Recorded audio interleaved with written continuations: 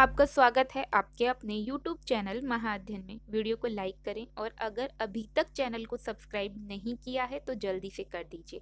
आज हम करने जा रहे हैं हमारी 7वीं की कक्षाओं के लिए सामाजिक विज्ञान की वर्कशीट, जो कि हमारी इतिहास की किताब से है।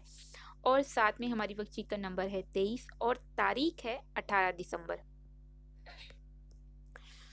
हम मुगल साम्राज्य के बारे में बात कर रहे थे और इसी पार्ट को लेकर हम आगे बढ़ रहे हैं। हमने पिछली बार बात की थी बाबर के बारे में। आज हम बात कर रहे हैं हुमायूं के बारे में। हुमायूं बाबर का पुत्र था। विद्यालय पिकनिक के दौरान मुझे हुमायूं के मकबरा जाने का मौका मिला और आपको ये मौका जरूर मिला होगा, क्योंकि अक्सर हमारा स्कूल पिकनिक के वक्त बच्चों को हुमायूं टॉम दिखाने के लिए लेकर जाते हैं। और वहां पर अगर आपको दोबारा जाने का मौका मिले तो ज़रूर बहुत सारी जानकारियों को इकट्ठा करने की कोशिश कीजिएगा, जो वहाँ पर रॉक्स के ऊपर कई बार लिखी होती हैं, कई बार बोर्ड्स के ऊपर लिखी होती हैं, तो उन्हें ज़रूर पढ़ा करें। और अब बढ़ते हैं आगे की तरफ। और अब हमें साथ में एक एक्टिविटी भी दी गई है जिसमें कहा गया है पता लगाइए हुमायूं के मकबरे का निर्माण किसने करवाया। तो वैसे तो मैं आपको इसका उत्तर बताने ही वाली हूँ, लेकिन देखते हैं वर्कशीट के एंड तक आपको इसका उत्तर मिल जाता है या नहीं। शुरू करते हैं। हुमायूं 1530 से 40 एवं 55 से 56। इसका मतलब है कि हुमायूं ने जब शासन किया तो दो बार किया, पहले 30 से 40 और फिर 55 से 56। तो अब हमें देखना यह है कि 40 से 55 के बीच में हुमायूं ने शासन क्यों नहीं किया। तो चलो देखते हैं। मुगलों के बारे में अगर हम कुछ और खास बात जानें तो मुगल ज्येष्ठाधिकार के नियम में विश्वास नहीं करते थे। इसका क्या मतलब है? इसका मतलब है कि वो अपने सबसे बड़े वाले बेटे को, ज्येष्ठ का मतलब होता है बड़ा, बड़े बेटे को राज्य का उत्तराधिकारी नहीं बनाते थे। जैसे अब तक हमने देखा कि जो बड़ा बेटा होता था उसे राजा बनाया जाता था, या लड़ भिड़ कर बहुत सारे राज जो बेटे होते थे उनमें से जो जीत जाता था वो गद्दी पर अपना दावा घोषित करता था। पर इन सब चीजों से बचने के लिए मुगल इस परंपरा का पालन करते थे कि उनके पास जो कुछ भी होता था वो उसे सभी में बराबर बराबर बांट देते थे, जिसे कहा जाता है सहदायाद की मुगल और तैमूर वंशों की प्रथा। तो इस प्रथा का नाम क्या है? इस प्रथा का नाम है सहदायाद, कि मुगल और तैमूर वंशों की प्रथा को अपनाते थे। तो फिलहाल आगे बढ़ जाते हैं कि इस प्रथा की जब हम बात कर रहे हैं, इस प्रथा में उत्तराधिकारी के रूप में किसी एक पुत्र को नहीं चुना जाता, बल्कि सब पुत्रों में संपत्ति को बराबर बराबर बांट दिया जाता है। और इसी प्रथा के तहत हुमायूं को अपने पिता की वसीयत के अनुसार जायदाद का बंटवारा मिला और उस बंटवारे में हर एक भाई को एक एक प्रांत मिला था। और अब बढ़ते हैं आगे। इसी प्रांत के बाद क्या हुआ? अपने भाई मिर्जा कामरान की महत्वाकांक्षाओं के कारण हुमायूं अफगान प्रतिद्वंदियों के सामने फीका पड़ गया। मतलब ये कि वह जीत नहीं सका। किसकी वजह से? अपने भाई मिर्जा कामरान की महत्वाकांक्षा। महत्वाकांक्षा मतलब वो उसकी जो इच्छाएं हैं, लालसाएं हैं। इसका मतलब ये हुआ कि उसने अपने भाई हुमायूं का साथ नहीं दिया, जिसकी वजह से हुमायूं अफगान प्रतिद्वंदियों के सामने हार गया या फीका पड़ गया। शेर खान ने हुमायूं को दो बार हराया। कितनी बार? दो बार हराया। पहली बार जब हराया तो 1539 में चौसा के मैदान में हराया। चौसा जगह का नाम है। जिस जगह पर युद्ध होता है अक्सर उसी जगह के नाम पर हम युद्ध को जानते हैं। दूसरा 1540 में कन्नौज में युद्ध हुआ था, वहां पर हराया। इन पराजयों से ईरान की ओर भागने को बाध्य किया। मतलब इन दो हार के बाद हुमायूं मजबूर हो गया अपने शासन को छोड़कर भागने के लिए। और वो भागकर कहाँ गया? ईरान भागकर चला गया। ईरान में हुमायूं ने सफाविद शाह की मदद ली। तो वहां जो शासक है सफाविद शाह, उसकी मदद ली और 1555 में दिल्ली पर दोबारा कब्जा कर लिया। परंतु उससे अगले वर्ष इस इमारत में एक दुर्घटना में उसकी मृत्यु हो गई। यानी कि दिल्ली में ही एक इमारत में उसकी मृत्यु हो गई दुर्घटना के कारण। अब बढ़ते हैं आगे की तरफ। अफगान शासक शेरशाह सूरी, हमने बात की कि अफगानों से हार हो गई थी हुमायूं की। तो अब इन्हीं अफगानों में हम शेरशाह सूरी के बारे में कुछ खास बातें जानते हैं। शेर शाह सूरी बहुत ही छोटे समय के लिए शासक बन सके, लेकिन इतनी छोटी समय अवधि में भी शेरशाह सूरी ने ऐसे काम किए कि हम एक बहुत ही कुशल शासक के रूप में उसे जानते हैं। तो शेरशाह का मूल नाम था फरीद, और उसके पिता जौनपुर के एक छोटे से जागीरदार थे। मतलब पिता राजा नहीं थे, सिर्फ जागीरदार थे।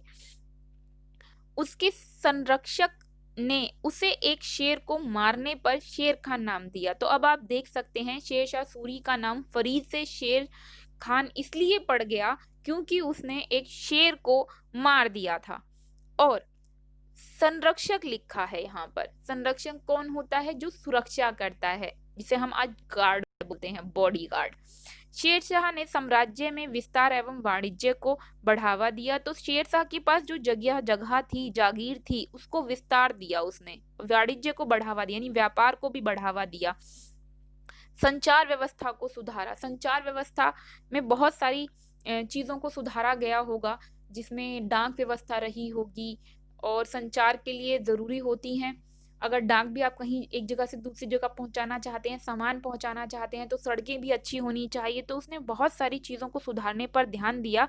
अगर हम सड़कों की बात करें तो सोनार गांव जाने वाली उस पुरानी शाही सड़क की शेरशाह ने मरम्मत कराई, जिसे काफी समय तक ग्रांड ट्रंक रोड कहा जाता था। शेरशाह ने कुल 1700 सराय बनवाई। 1700 सराय क्या होती हैं? सराय होती हैं जहां पर लोग रुकते हैं। जैसे आज के टाइम में हम कहीं जाते हैं तो हम कहते हैं कि हम वहां पर रुके थे, हमने एक धर्मशाला में रुकना, सराय, जिसे हम धर्मशाला के नाम से भी जानते हैं, मुसाफिर खाना के नाम से भी जानते हैं। तो उसने ऐसी जगहें बनवाई जहां पर लोग आते जाते रुक सकें। तो जिस जगह पर आते जाते व्यापारियों को धर्मशालाएं मिलेंगी, वहां वो अपना सामान आसानी से ले जा सकते हैं। अगर दूर दूर तक रुकने की कोई व्यवस्था नहीं होगी तो ऐसी जगह पर वो कैसे जाएंगे? रात में कहाँ रुकेंगे? चोर डाकू लुटेरे सभी का डर है। तो उस जमाने में उसने अपने व्यापार को बढ़ाने के लिए, संचार सुविधाओं को अच्छा करने के लिए, अपने साम्राज्य को बढ़ाने के लिए सड़कों की मरम्मत करवाई। आज जिस रोड को हम दिल्ली में रिंग रोड नंबर 1 के नाम से जानते हैं, NH1 जो है उसे जानते हैं, वो भी शेर शाह सूरी द्वारा उस जमाने में निर्माण करवाया गया था, जिसे बाद में विस्तार दिया गया है, मरम्मतें भी करवाई गई हैं। क्योंकि तब से अब तक तो सड़क नहीं चलेगी, लेकिन वो सड़क शेरशाह सूरी द्वारा निर्मित करवाई गई थी। तो चलो अब पढ़ते हैं शेरशाह सूरी की मृत्यु कैसे हुई। तो 1545 में कालिंजर के किले में एक दुर्घटना हुई और उस दुर्घटना में तोप के फटने के कारण शेरशाह की मृत्यु हो गई। तो हमने जाना आज हुमायूं के बारे में, और हुमायूं के साथ साथ शेरशाह सूरी के बारे में।